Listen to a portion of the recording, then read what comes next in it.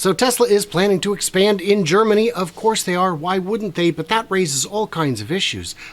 Is it going to work? Is there enough water? Can it actually even be? Is the political will there? I don't know.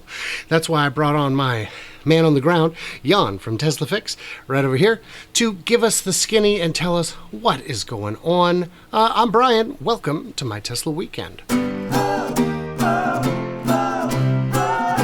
Jan, what is going on?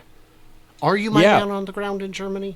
Absolutely. Okay. I'm there. I get my feet dirty here for you, Brian, to report on all things Tesla in Germany. And a lot of things happening there with the expansion. Pretty stoked about this. We still have a heat wave in Germany. That's why you see all this here, the sweat on my forehead, and also a drought. A drought at Giga Grünheide. This doesn't sound good. What's happening there? Let's take a look. That's why I'm here. Yeah. So the Driven has got this article. Tesla's plans world's biggest battery plant hits water issues in drought-stricken German state. Now we can agree that you do need to be a responsible steward of the land, of the water, of the air, of all these things. And manufacturing is, historically at least, water intensive. I feel like a good segue would just be to go into that tweet that we were looking at earlier from Alex A. Voigt. Top 10 water consumers in Brandenburg. Why don't you go ahead and read this one for me? Yeah, so this is very important. We hear those stories. First, can I do a little expedition before we dive into the deep? Okay, perfect. Because first of all, we have to imagine that a Model Y consumes as much like 1/10 of the water of producing a jeans.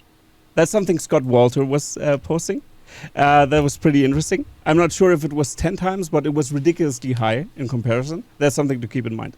But we hear this so much that the water consumption of Tesla is such a big issue in the region. And of course, Grünheide isn't called Grünheide because it's brown or like a desert. It's because it's green.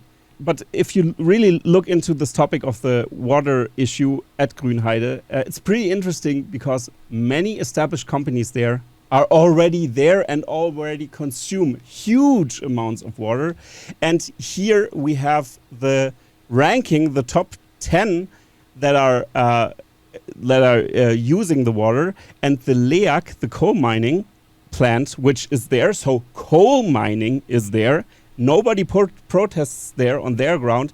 They use, like here, top 10 water consumers in Brandenburg in million cubic meters per year. So this means 44.8 million cubic meters per year is used up by LEAG, the coal mining company there. It's brown coal that they are mining there. So nobody is talking about LEAG there. Pretty interesting. The EEW, waste to energy plant, consumes 32 million cubic meters per year. The 23? 23, sorry.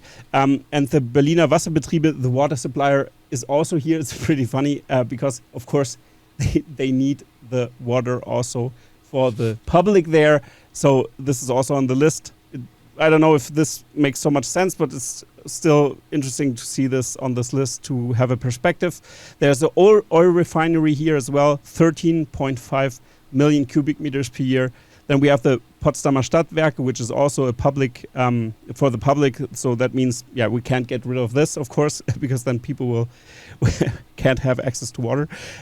So this is also 11 million cubic meters. And then we have a paper factory, and with 10.6 million cubic meters per year, and so on and so on. I'm gonna skip a few of those. There also is steel works, a steel mill. Sorry, here's the translation: 6.6 million cubic meters per year of water.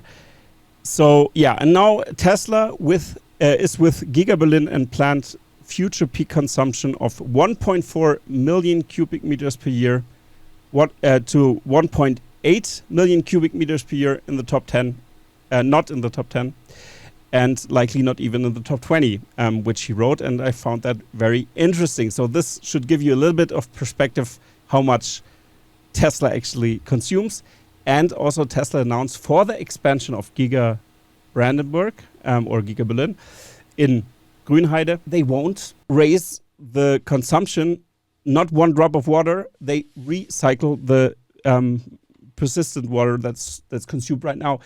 So this is good news. So that's the concession they made to the environmentalists there. But I think the environmentalists should drive a little bit further to LEAG, to the brown coal mining facility, and ask why they consume so much water. I think in brown coal mining, they can improve some things to reduce water, which this is so ridiculous. So nobody's knocking on their door. I think even that's if they were to reduce their consumption by 15%, yes, that would be more water than the number 10 person uses on this list. And it's crazy to think that the public water supply uses half of what the coal mill does. Mm-hmm. That's a lot of water. And so the takeaway is that Germany, Giga Berlin has said, we're going to increase production, we're going to increase square footage, we're going to increase everything, and our water consumption will remain flat. Exactly. Because we already reprocess all our water on site. It's fine. It's not ideal. Obviously, we'd prefer a slightly different situation, but we can work with it. Mm-hmm. Yes.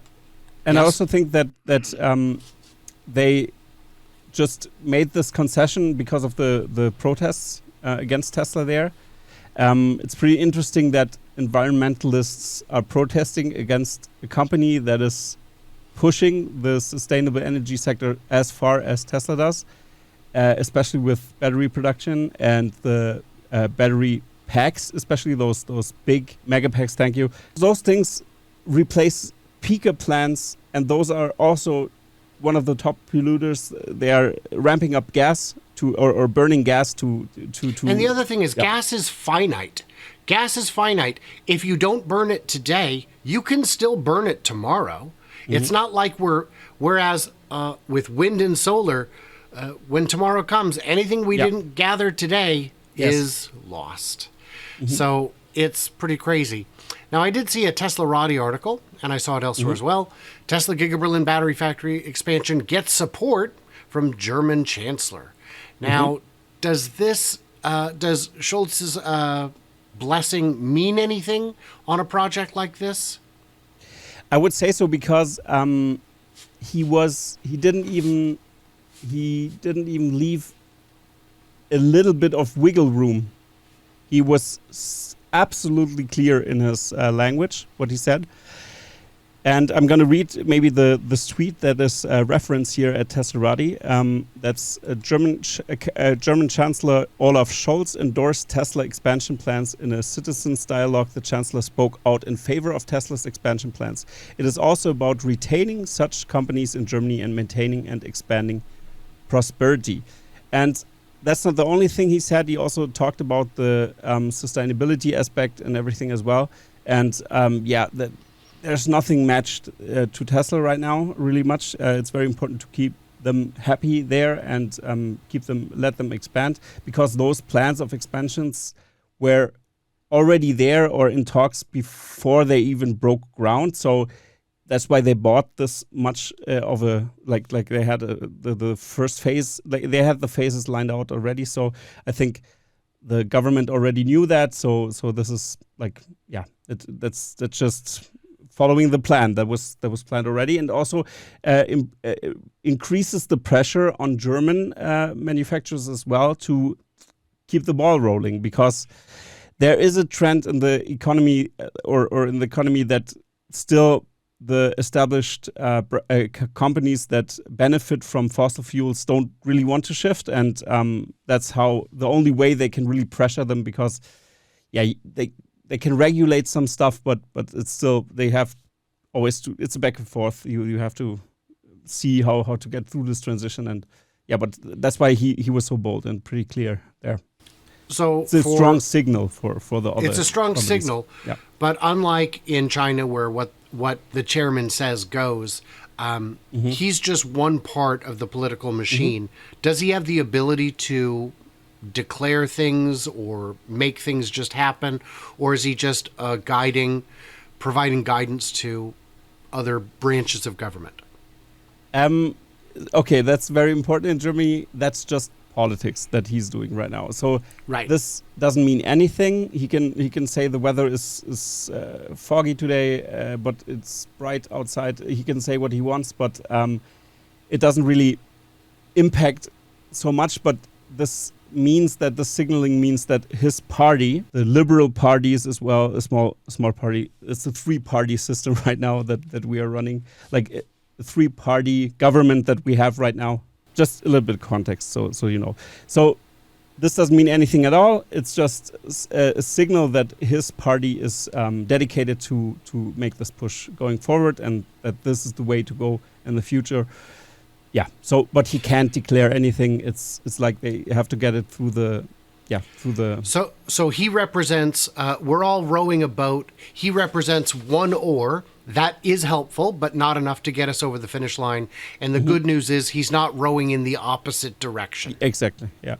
So it's meaningful, but not as the a final symbol, answer. as a signal. Yeah, as a signal, it's important. And of course, other government bodies will follow what he says more or less, or try to shift. But at the end of the day, the power lies in Germany, lays in the states.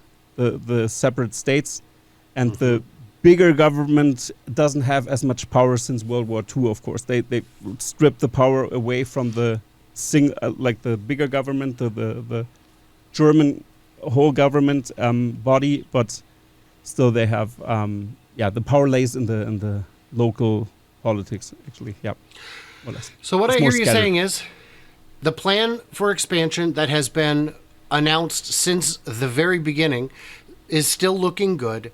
The new issues that have arisen, specifically water, have been directly addressed in ways that should make everyone happy, and that there's no material reason on the horizon why the expansion in Berlin cannot happen.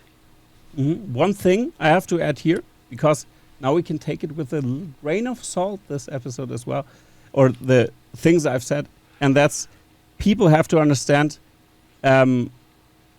Tesla operating this factory and expanding this factory means more workers will move to this area. And that means we have more pressure on the water suppliers from the public side, so from the government side.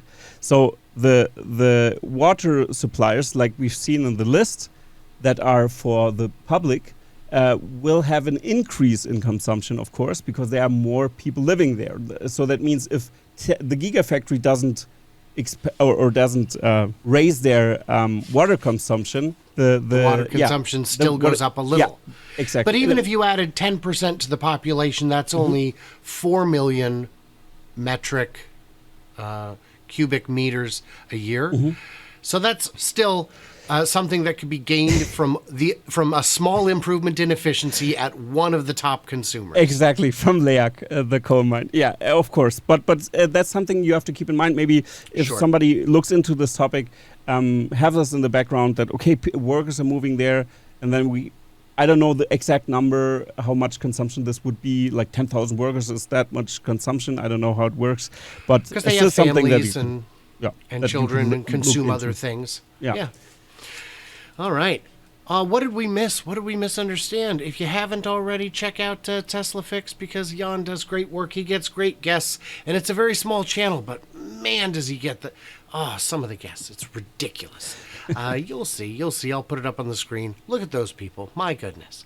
So, in the comments, let us know. What did we miss? What did we misunderstand? Stay tuned. Stay juicy, and I can't wait to hear from all you clever robots on the next one. And Jan, thank you again so much. Thank you very much for having me. Bye, everybody.